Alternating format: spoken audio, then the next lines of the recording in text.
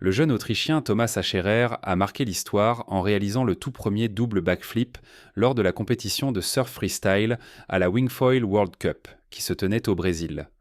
Ce trick spectaculaire qu'il a exécuté lors des demi-finales lui a permis de décrocher un score parfait de 10, un exploit rarissime dans ce sport.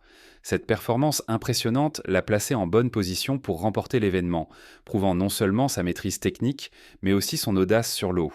De son côté, Chase McDonald, un surfeur américain, a été couronné champion du monde pour la deuxième année consécutive. Ayant déjà remporté le titre avant même la finale de la Coupe du Monde de Jericho Aquara, il a montré une régularité et une domination exceptionnelles tout au long de la saison, confirmant son statut de leader incontesté dans le domaine du wingfoil.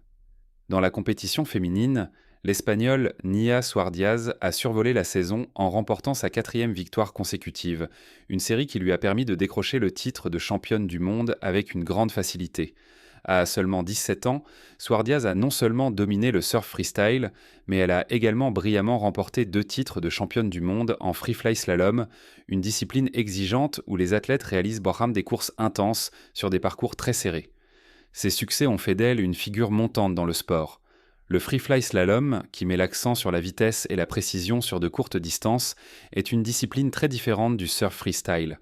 En free-fly slalom, les compétiteurs doivent naviguer à grande vitesse sur des parcours techniques et sinueux, testant leur réactivité et leur habileté à manœuvrer sous pression. Tandis que le surf freestyle, où les athlètes réalisent des sauts et des figures acrobatiques aériennes, dépend beaucoup plus de la créativité et de la fluidité des mouvements. Ces deux disciplines mettent en avant des compétences très diverses, mais elles exigent de toutes une grande maîtrise technique et une préparation physique de haut niveau. En parallèle, l'Italien Francesco Capuzzo a remporté le titre masculin de free-fly slalom, ajoutant ainsi un autre grand nom à la liste des champions du monde dans ce domaine. Ces performances exceptionnelles démontrent l'énorme évolution du wingfoil et l'émergence de jeunes talents qui redéfinissent les limites du sport.